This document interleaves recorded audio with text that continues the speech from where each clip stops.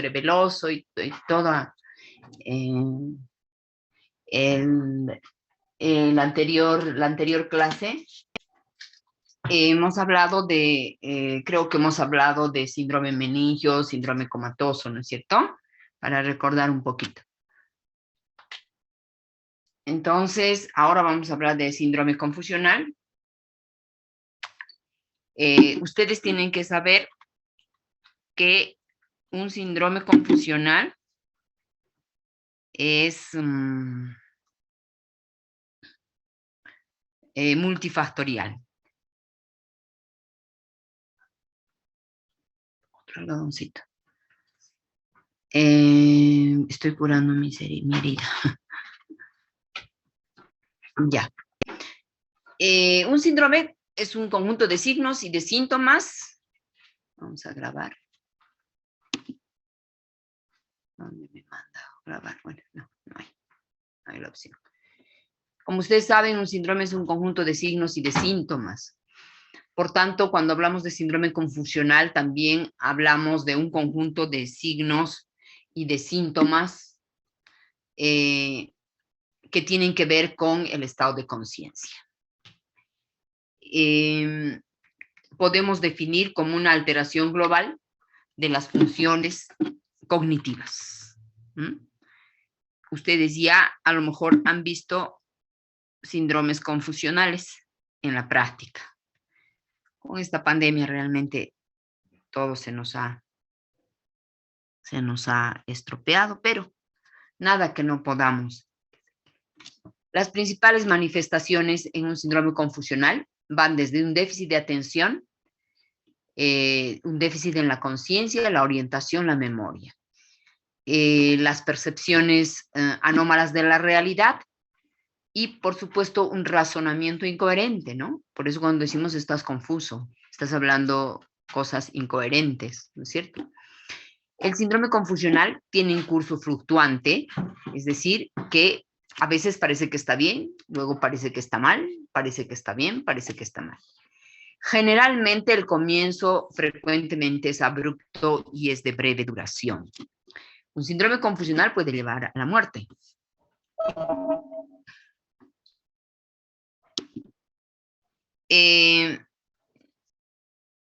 Generalmente, bueno, no siempre, pero gran parte de la gente con un síndrome confusional suele ser de la tercera edad.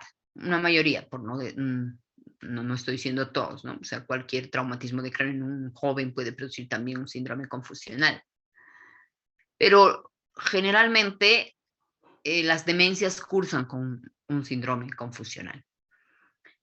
De todos los ancianos, un 40% de los hospitalizados pueden hacer un síndrome confusional. Este síndrome tiene una alta morbimortalidad.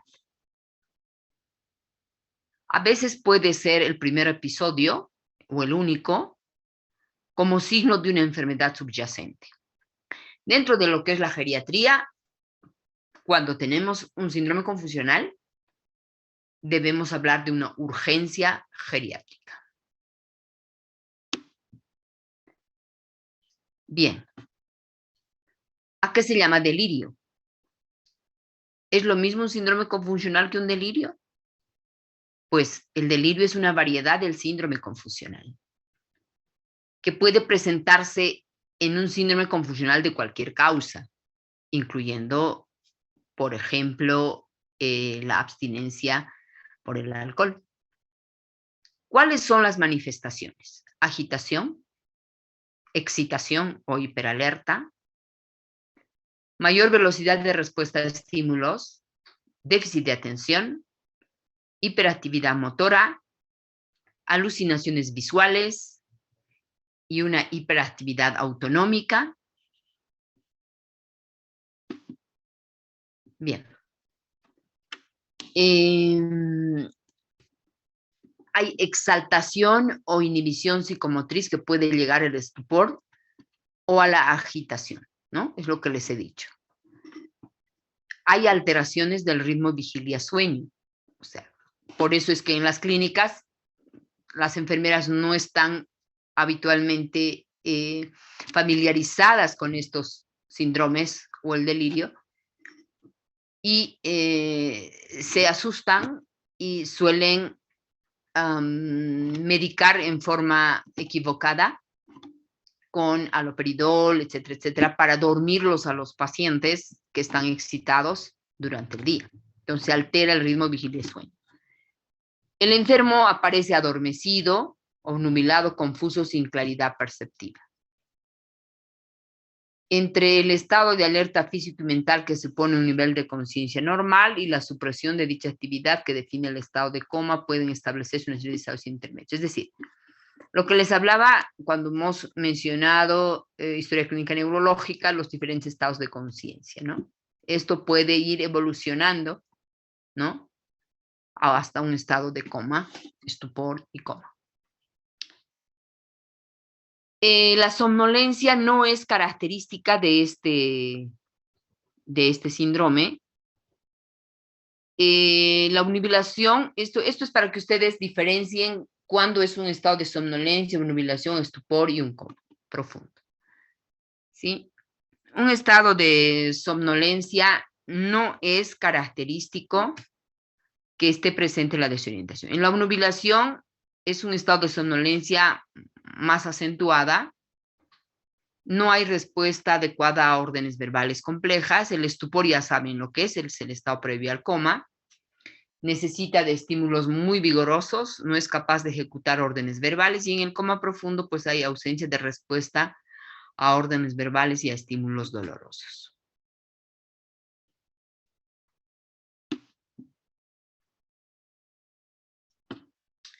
El hecho de envejecer ya disminuye el umbral. Los más viejos tienen más riesgo de llegar a un síndrome confusional. Existe una disminución de la visión y la audición. A veces, obviamente, hay enfermedad mental o física crónica preexistente, como en el Parkinson, la depresión, la demencia, enfermedades psiquiátricas y otras. La demencia per se aumenta el riesgo en 2 a 3 veces. Puede presentarse como reacción adversa a ciertas drogas, relacionado a cambios orgánicos propios del envejecimiento. El uso del alcohol, las benzodiazepinas también pueden llevar a este tipo de síndrome. Solo hay 28 en la clase, 27. Susceptibilidad variable entre los diferentes individuos. Como decíamos, tiene una causa multifactorial. Los factores ambientales pueden influir a exacerbar un síndrome confusional. El cambio de ambiente, el exceso de los estímulos, falta de sueño y fatiga y otros. En traumas o cirugías recientes, sobre todo las cirugías de cadera, lleva a las personas, sobre todo a la gente grande, a producir un síndrome confusional.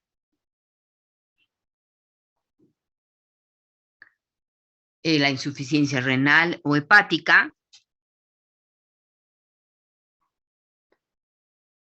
alteraciones electrolíticas, infecciones, etc.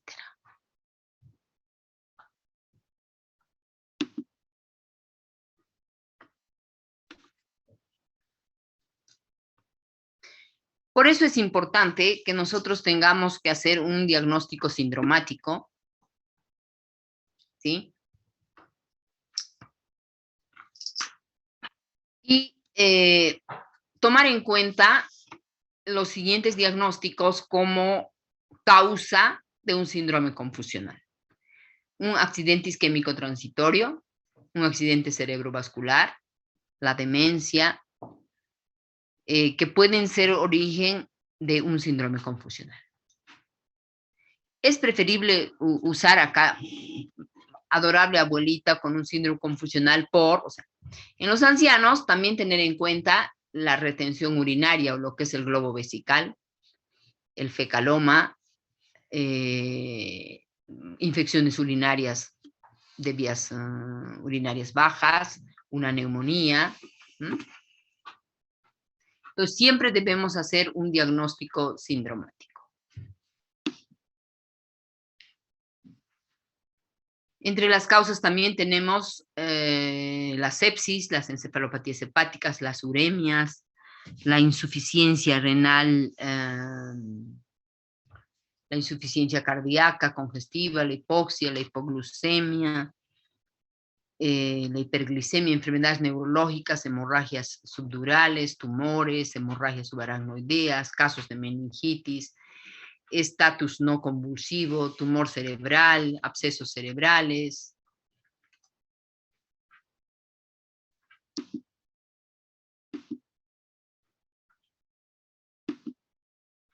Seguimos.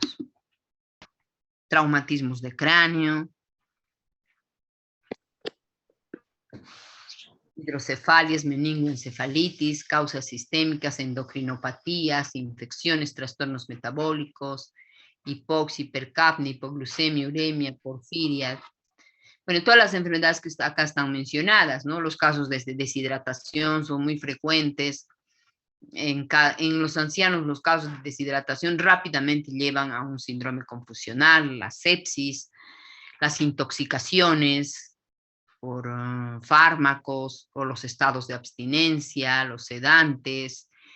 Esto que les mencionaba, el delirium tremens, que es una privación de alcohol, ¿no es cierto? Ustedes saben bien esa patología, el delirium tremens, que cuando hacen el síndrome de abstinencia, los pacientes empiezan a hacer un síndrome confusional, empiezan a alucinar, empiezan a ver hormigas gigantes, empiezan a ver todo lo que no es real. Y a veces cuando suspenden de golpe las benzodiazepinas.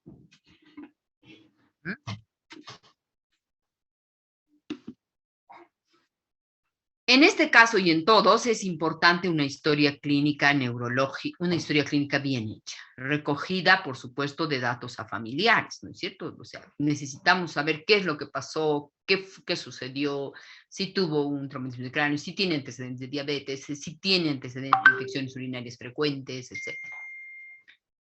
El consumo de drogas, alcohol, exposición a tóxicos, bueno, los antecedentes básicos, el estado previo del enfermo, saber cómo estaba, si tuvo algo similar en el pasado, cómo empezó, qué factores desencadenantes existen, si ha habido un cambio de una medicación que a lo mejor recibía. Luego es importante hacer la anamnesis por sistemas, ¿no? O aparatos. Y por supuesto el examen físico es importante ver el aspecto, la pinta, qué aspecto tiene ese paciente, si está disneico, taquipneico, si está cianótico, si hay dolor abdominal, torácico, si hay dolor de cadera, etc. Tenemos que ser muy observativos y tener mucho cuidado con el paciente geriátrico, ¿no?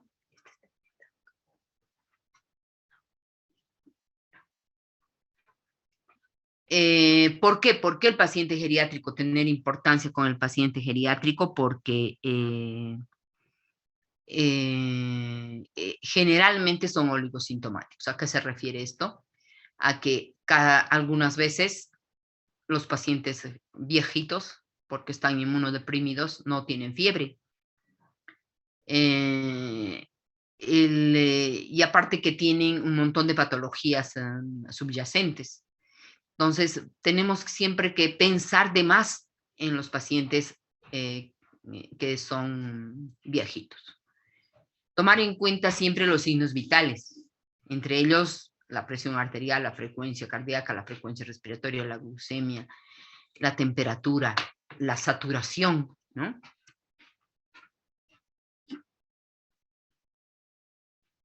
Muy bien.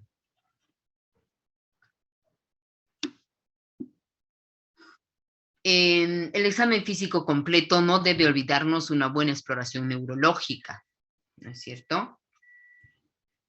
El nivel de conciencia, ya saben, la atención, el lenguaje, la orientación, la memoria, el razonamiento, el comportamiento, ver si no hay un déficit focal, Para eso utilizamos la maniobra de Barré-Mingazzini. Cuando el paciente está confuso y está acostado, podemos nosotros levantar la mano, las manos, las piernas y dejar caer y veremos cuál de ellas cae antes. Eso nos ayudará a ver si un cuerpo está hemiparético o no cuando el paciente no colabora con el examen neurológico.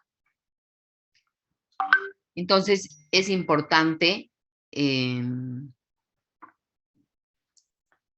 ver si no hay mioclonías también o asterixis en el abdomen. Preguntarnos si existe una clara focalidad neurológica, es lo que les decía, ¿no? Si hay un déficit focal, una hemiparesia. Si se trata de un síndrome confusional de verdad. Y el diagnóstico de presunción que haremos es siempre pensando cuál es la causa. Cuando estamos en presencia de un síndrome confusional, es importante que nosotros vayamos a pesquisar la causa, porque si no, estamos tratando al paciente por las ramas y no por el tallo. ¿Me entienden? Entonces, hay ciertas patologías, por ejemplo, un delirium tremens, creo que no se trata en el psiquiátrico y lo mandan a un hospital clínico, porque se trata de un síndrome confusional que de pronto puede progresar a un estupor o un coma, y en un centro de enfermedad mental, pues no se tienen los recursos técnicos para socorrer o afrontar un coma, por ejemplo, ¿no? Entonces, cuando es un síndrome confusional, cuando pesquisan un síndrome confusional en el psiquiátrico, lo envían directamente al Viedma, ¿no? O a un hospital clínico. No sé si me están entendiendo. ¿Estoy hablando sola? ¿Estamos bien? Ajá. ¿Está todo bien para todos los que están presentes? ¿Hay alguna duda? ¿Algo que ustedes quieran que yo vuelva a repetir? No, ¿verdad? ¿Seguimos? Sí, doctora. Está ¿Perdón? todo bien, doctora. Sí, está bien. Entonces, ¿de qué estudios complementarios podemos gozar? A ver, díganme ustedes, ¿qué estudios complementarios podemos hacer?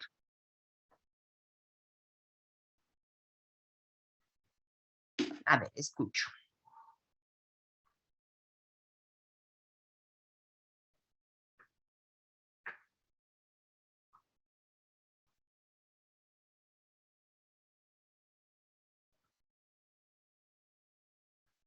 ¿Qué estudios complementarios podemos hacer ante una cosa así?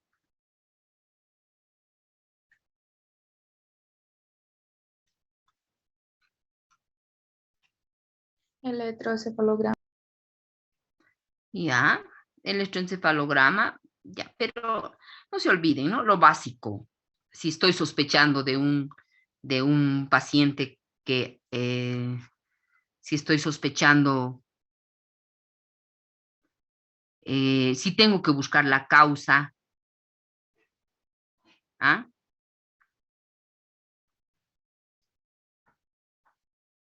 Tengo que hacer una rutina, ¿no es cierto? Puede haber un proceso infeccioso, ¿no es cierto? Entonces tengo que ver si no hay una infección, tendré que hacer un hemograma, un examen de orina, lo básico, ¿no? Lo básico, primero la rutina, no se olviden. Lo básico. Bien.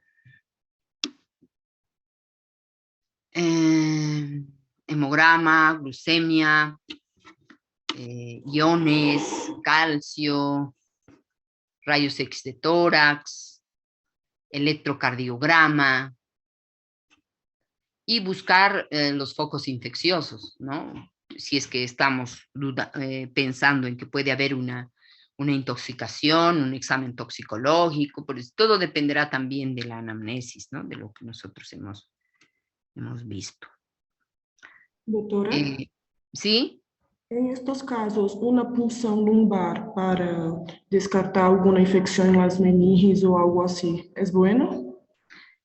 Está bien tu pregunta. Una punción lumbar, si es que tú en el examen neurológico has encontrado qué signos. Dime Mm, cuál. Es que Kerning. Eso es. Si has encontrado un Kerning, un Brudzinski, rigidez de nuca, obligatorio, tienes que hacer una punción lumbar previa tomografía, ¿no es cierto? Pero si no hay nada de eso, no puedes hacer una punción lumbar, estaría de más, muy cruento, ¿no? Entonces, si es que tu examen neurológico te da para un Kerning, un Brudzinski, rigidez de nuca, bueno, hoy estoy con un síndrome confusional gracias a un síndrome meningio. Entonces, tengo que investigar, ¿no? Si es un síndrome meningio, entonces tendré que pedir un ATAC, tendré que pedir y hacer la PL, ¿no? La punción lumbar. Bueno, entonces las pruebas dirigidas, estaría eso dentro de las pruebas dirigidas, ¿no? Los datos de laboratorio según sospecha nos van a ir a, digamos, a pedir otro tipo de pruebas, función hepática, cultivos, tóxicos, hormonas, la PL, siempre que la etiología no esté clara o esté sospechando de lo que hemos hablado, ¿no? Previa, siempre realización de estudios de neuroimagen. ¿Por qué previa realización de estudios de neuroimagen? Porque si ustedes tienen un absceso cerebral, ¿qué va a suceder si le haces una PL? Enseguida ese absceso se va a enclavar en el tronco y mataste al paciente. ¿Entienden? Entonces, por eso siempre hay que hacer la PL previa un ataque, ¿no? Porque podría ser una meningoencefalitis por un absceso y si es un absceso, lo mataste al paciente, si le haces la PL. La fisiopatología. Bueno, la alteración global de las funciones cognitivas se dan gracias a que hay este síndrome. Para que se presente este síndrome tiene que haber una disfunción cerebral bihemisférica o puede ser también unifocal, puede ser a nivel del mesencéfalo, el tronco, pueden ser por infartos cerebrales, ¿no? Buscando ya, digamos, la causa. La mayor parte de las causas del síndrome confusional, esto subrayenlo, pregunta de examen, no son neurológicas, no son neurológicas. La mayor parte, ¿no? No estoy diciendo que sí sea. Recording in progress. La presencia de los signos neurológicos focales no implica que la causa sea neurológica, pero su ausencia no la descarta, ¿no? Entonces, hay que estar siempre alertas ante un síndrome confusional, porque es multifactorial, ¿no? Podríamos tener, por ejemplo, un déficit focal, una hemiparesia, haber hecho un ABC, pero aparte estar con un proceso infeccioso, ¿no? Una infección urinaria, una infección hepática, etcétera, ¿no? Por eso, como les decía, no solo nos tenemos que enfocar a lo neurológico, sino en general a todo.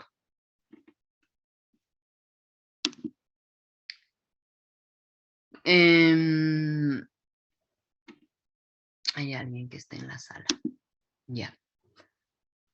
¿Cómo hacemos el diagnóstico diferencial del estado confusional? Tenemos que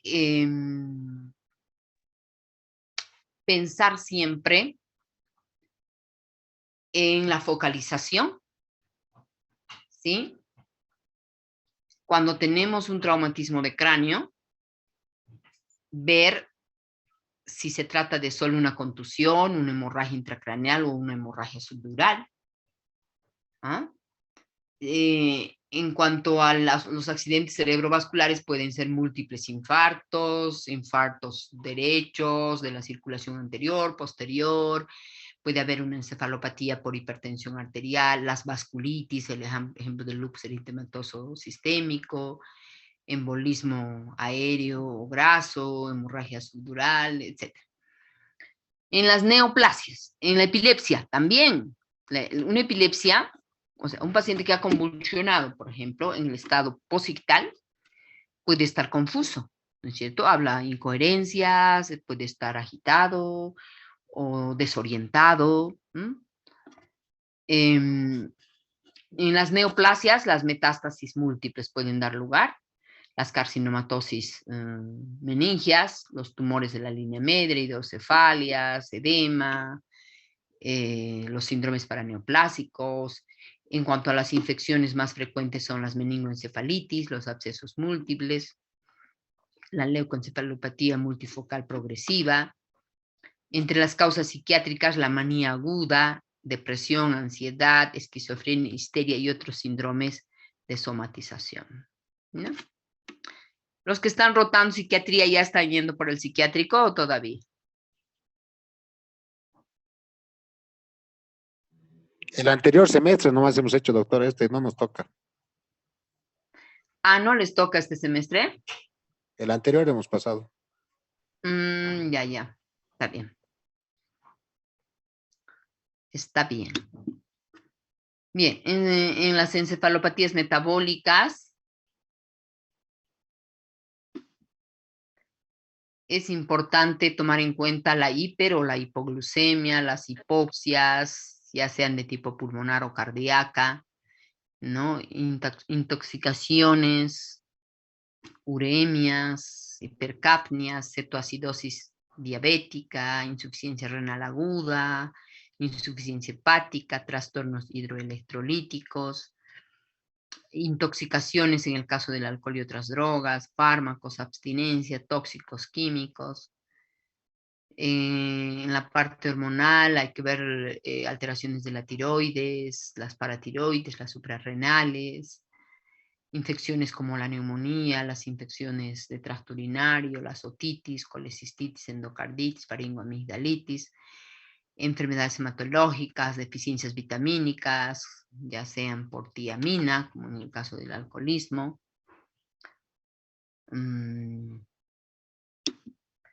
injurias térmicas, hipotermia, golpes de calor, etc.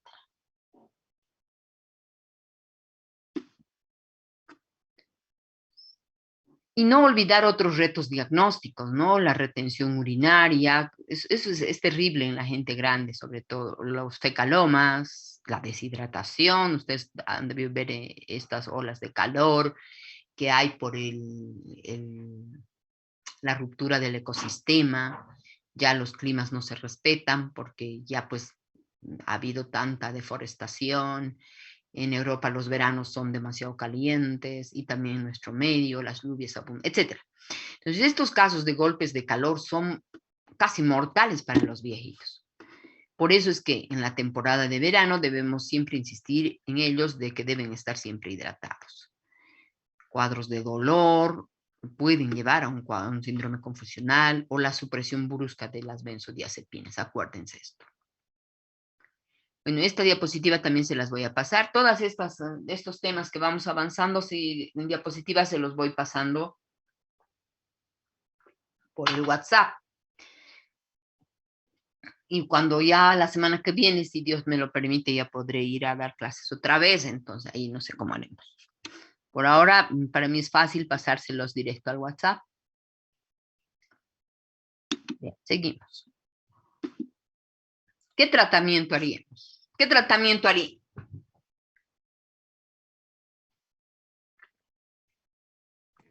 ¿Amitriptilina?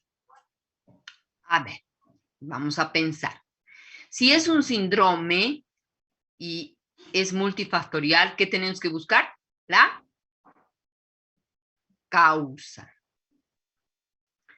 Si la causa de un síndrome confusional es la abstinencia alcohólica, ¿qué harían? ¿Le dan alcohol?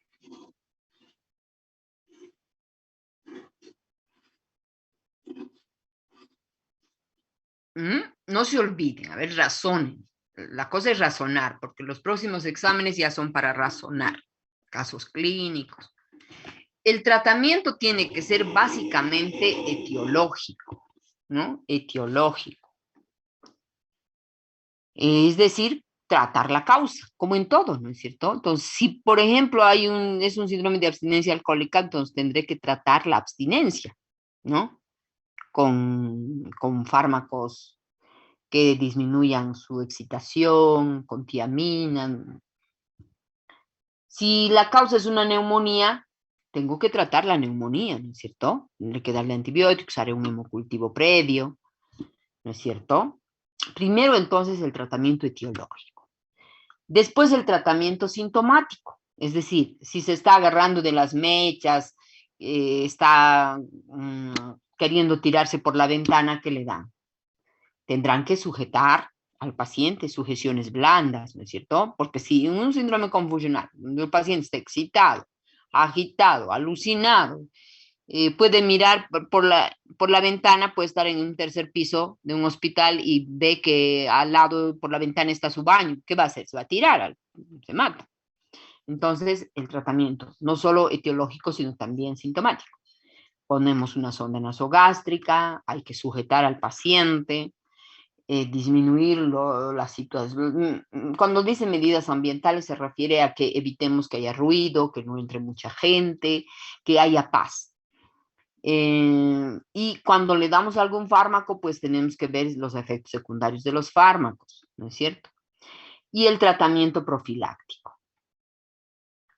El tratamiento profiláctico, que es en función a prevenir lo que pueda suceder, ¿no? Para la ansiedad y la inquietud se usa el lorazepam, el clotiazepam, el clobazam. Para la agitación y el delirio, la clorpromacina, el haloperidol, la tiroiditis. Hay que usar a dosis adecuadas. No vaya a ser que los planchen, ¿no es cierto? Porque a veces a mí me suelen llamar en el psiquiátrico, me dicen, urgente, neurología, el paciente está comprometido su sensorio. Me fijo la historia clínica, le han puesto levocine, le han puesto haloperidol, está recte planchado, ¿no es cierto? Entonces hay que tener cuidado en el uso de estos fármacos porque comprometen el sensorio. Entonces, a mí como neuróloga me va a ser difícil saber si ese paciente está dormido, está sedado, está entrando a un coma o está entrando en un estupor, ¿no? Porque yo no sé si es por el efecto de la sedación o por el mismo síndrome que se está empeorando, en el caso de un traumatismo de cráneo, por ejemplo. Si ese paciente tiene un traumatismo de cráneo y está excitado haciendo un síndrome confusional, ojo con plancharlo, porque entonces yo digo, bueno, está dormido y resulta que no está dormido, está en coma. ¿Ah? Tener mucho cuidado. Bien, seguimos. Bueno, hasta ahí está bien. Hemos avanzado síndrome confusional. ¿Hay alguna pregunta? No, doctora. Ay, mira, a esta hora o se salió, no sé qué le pasaría. Me gustaría avanzar epilepsia ahora en este momento, pero no voy a avanzar porque me tengo que ir a la fisioterapia. ¿Ya? Entonces, lo mismo, todos los que están presentes, les pido por favor en el chat, anoten sus nombres para que yo ponga la asistencia. Si hay alguna pregunta o algo que ustedes quieran preguntar, tengo todavía 10 minutos, 5 minutos, 3 minutos.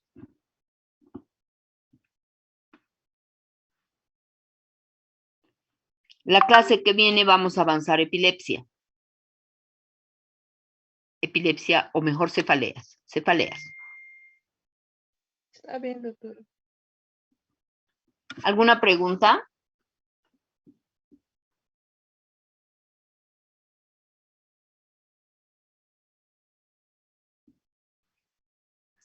En el WhatsApp pongan su asistencia como la otra vez.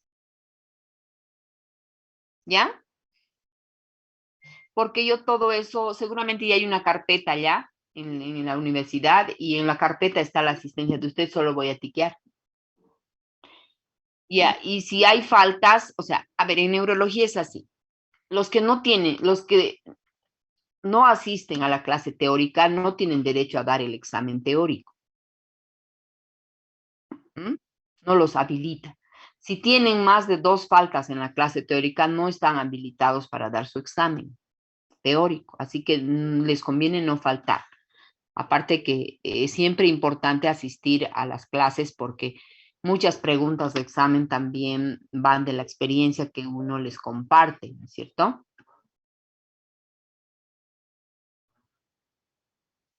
¿Alguna pregunta más? Ya. Bueno, doctores, los veo Dios mediante la clase que viene.